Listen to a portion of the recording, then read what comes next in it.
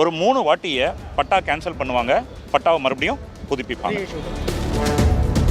இந்த 95 சென்ட் வந்து கவர்மெண்ட்டுக்கு தான் சொந்தம், அதை கோவில் நிலம்னு சொல்லிட்டு. இப்போ அவர் என்ன செய்கிறாரு, பிஸ்னஸை தனியாக நடத்திட்டு இருக்காங்க. எப்படி நடத்திட்டு இருக்காங்கன்னா, அலையன்ஸ் ஆர்ச்சிட் ஸ்ப்ரிங்ஸ்ன்னு சொல்லிட்டு பேர் இருந்தால் தப்பாக போய்டுன்னு சொல்லிட்டு அர்பன் ரைஸ்ன்னு சொல்லி எங்கேருந்து வந்திருக்கோம்னா அலையன்ஸ் ஆர்ச்சிட் ஸ்ப்ரிங்ஸ் கொரட்டூர்லேருந்து வந்திருக்கிறோம். எங்களுடைய பில்டர் வந்து அலையன்ஸ் ஆர்ச்சிட் ஸ்ப்ரிங்ஸ். இப்போ அவருடைய பேர் வந்து அர்பன் ரைஸ், பேரை மாற்றிக்கிட்டாங்க பில்டர். இந்த 2036 வீட்டில் இப்போ எங்களுக்கு ஒரு புது பிரச்சனை வந்திருக்கு. என்ன பிரச்சனைனா, கோவில் நிலத்தில் பட்டா இருக்கிறதால கோவிலுக்கு தான் சொந்தம்னு சொல்லிட்டு ஹெச்ஆர்என்சியில் மாற்றிட்டதால் வெப்சைட்டில் எங்களால் வாங்கவோ விற்கவோ மார்ட்கேஜ் பண்ணவோ முடியல. இது 2015 பில்டருக்கு தெரிஞ்சிருக்கு இது கோயில் பட்டான்னு சொல்லி. 2002 சர்வே நம்பர் 590, 591 மொத்தம் 95 சென்ட்டில் இந்த சர்வே நம்பர் ப்ராப்ளம் இருந்திருக்கு. இவங்க 2015 தெரிஞ்ச உடனே இவங்க யார்கிட்டையும் சொல்லலை. மொத்தம் 8 பிளாக் இருக்குது. அந்த 8 பிளாக்கில் 5 பிளாக் வந்து கன்ஸ்ட்ரக்ஷன் முடித்து சேல் பண்ண ஆரம்பிச்சிட்டாங்க. நாங்களும் குடியேற ஆரம்பிச்சிட்டோம். 6வது 7வது 8 கட்டும்போது அது 2015. அப்போ தெரிஞ்சிருந்தும் அவங்க கண்டினியூஸாக கட்டிகிட்டே இருந்தாங்க. ஒரு 3 வாட்டியை பட்டா கேன்சல் பண்ணுவாங்க, பட்டாவை மறுபடியும் புதுப்பிப்பாங்க, ரீஇஷ்யூ பண்ணுவோம், மறுபடியும் பட்டா கேன்சல் ஆகும். ஒவ்வொரு வாட்டியும் காரணம் வேறு ஏதோ சொல்லி இன்டர்னலாக கவர்மெண்ட் அஃபீஷியல்ஸை எப்படி மேனேஜ் பண்ணாங்கன்னு தெரியல. ஒவ்வொரு வாட்டியும் பட்டாவை ரீஇஷ்யூ வாங்கிட்டாங்க. 2018 ஒரு கேஸ் வருது. அந்த 2018 கேஸ் வரும்போது அந்த ஜட்ஜ்மெண்ட் என்ன சொல்கிறாங்கன்னு கேட்டிங்கன்னா, இது வந்து கோவில் நிலம் இன்வெஸ்டிகேஷன் பண்ணணும் அப்படின்னு சொல்லிட்டு எங்கள் பில்டர்கிட்ட சொல்லிட்டாங்க. 2018 ஒரு 6 மாதம் ரிஜிஸ்ட்ரேஷனை ஸ்டாப் பண்ணி வச்சுருந்தாங்க.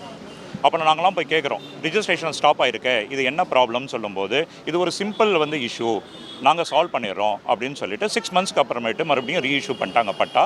நாங்கள் மறுபடியும் அந்த 6, 7, 8 இருக்கிறவங்களும் ஃப்ளாட்ஸை வாங்கி குடியேற ஆரம்பிச்சிட்டோம். 2025 போன வருஷம் செப்டம்பர் மாதம் இதனுடைய ஜட்ஜ்மெண்ட்டே வந்துடுச்சு. என்னன்னு சொன்னால், இந்த 95 சென்ட் வந்து கவர்மெண்ட்டுக்கு தான் சொந்தம், அதை கோவில் நிலம்னு சொல்லிட்டு. 25 செப்டம்பர்லேருந்து நாங்கள் கேட்குறோம், இதுக்கு வந்து என்கிட்ட பேரண்ட் டாக்குமெண்ட்டு கொடுங்க, இந்த மாதிரி ஆயிடுச்சுன்னு சொல்லிட்டு. எங்கள் பில்டர் சைட்லேருந்து எந்த சப்போர்ட்டும் கிடையல. எங்களால் இந்த 2036 ஃப்ளாட்டை விற்கவோ வாங்கவோ முடியல, மார்ட்கேஜ் பண்ணவும் முடியல. இப்போ இது எப்போ ஆரம்பிச்சதுன்னா, இந்த வருஷம் ஜனவரி 15ஆம் தேதிக்கு மேலே ரிஜிஸ்ட்ரேஷன் ஆஃபீஸில் ஸ்டாப் பண்ணிட்டாங்க.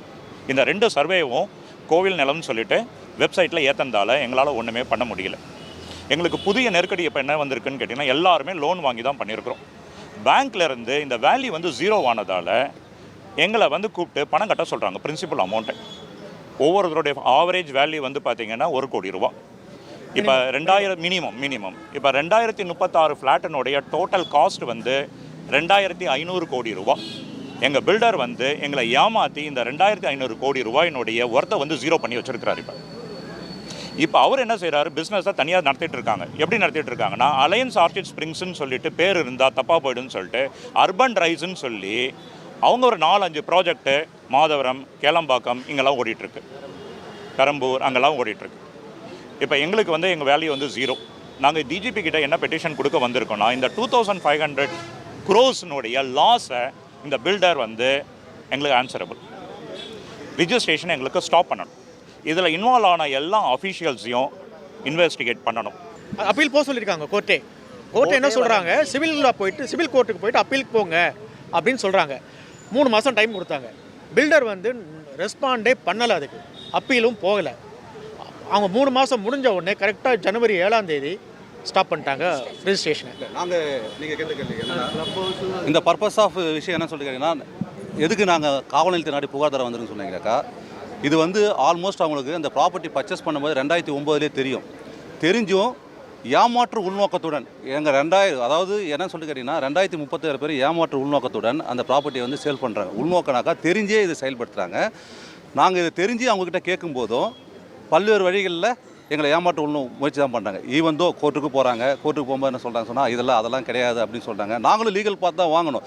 நாங்கள் லீகல் பார்க்கும்போது என்ன சொல்லிட்டீங்கன்னா, ஒன் ஆஃப் த கம்பெனி கிட்ட பர்ச்சேஸ் பண்ணதா காமிக்கிறாங்க. இன்னைக்கு டேட்டில் போய் பார்த்தீங்கன்னா அது மாதிரி கம்பெனியே கிடையாது. எப்பெல்லாம் வந்து ஸோ அது வந்து என்ன சொல்லிங்கன்னா அது ஃபேப்ரிகேட் டாக்குமெண்ட்டா என்னன்ற விஷயம் வந்து நீதிமன்றம் முடிவு பண்ணுறதுக்கு முன்னாடி நாங்கள் இதெல்லாம் பாதிக்கப்பட்டிருக்கோம். இது மட்டுமே கிடையாது, அவங்க எங்களுக்கு ஆல்மோஸ்ட் பார்த்தீங்கன்னா 2015 ஹேண்ட் ஓவர் பண்ணுறாங்க. இந்த அலைன்ஸ் ஆர்ச்சாஸ் ப்ராஜெக்ட்டில் வந்து நாங்கள் ஏகப்பட்ட போராட்டங்கள் பண்ணியிருக்கோம். எங்களுக்கு அசோசியேஷனுக்கு வந்து ஹேண்ட் ஓவர் பண்ணுறது கூட அவங்க முன் வராத பட்சத்தில் அப்புறம் எலெக்ஷன் நாங்கள் கண்டஸ்ட் பண்ணி அசோசியேஷன் வந்து ஹேண்ட் ஓவர் பண்ணுறாங்க. அசோசியேஷன் ஹேண்ட் ஓவர் பண்ணும்போது என்ன சொல்லிங்கன்னா ஸ்பெசிஃபிக்காக எங்கள் பில்டிங் எல்லாம் மெயின்டைன் பண்ணிட்டு கார்பரேட் எல்லாம் அவங்க ஹேண்ட் ஓவர் பண்ணோம். இது வரைக்கும் எங்கள் 8 பிளாக்குக்கு ₹1 கார்பரேட் ஹேண்ட் ஓவர் பண்ணலை. ஆல்மோஸ்ட் பார்த்தீங்கன்னா 30 crores rupees. அதுக்கப்புறம் அவங்களோட அட்வர்டைஸ்மெண்ட்லாம் பார்த்தீங்கன்னாக்கா அதை பண்ணுவேன் இதை பண்ணுவேன் அப்படிலாம் சொன்னாங்க.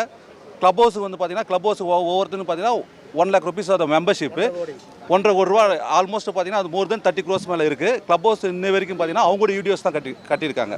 அதுக்கும் ஒரு ரெமெடி இல்லாமல் போயிட்டு இருக்கு. ஸோ இதெல்லாம் கூட நாங்கள் மெம்பர்ஸ் எல்லாமே ஒரு போராட்டங்கள் இது மாதிரிலாம் போகும்போது இப்போ நாங்கள் நேரடியாக பாதிக்கப்பட்டிருக்கோம். நேரடியாக அப்படின்னு சொல்லிங்கன்னா இமீடியட்டாக stop to for the registration.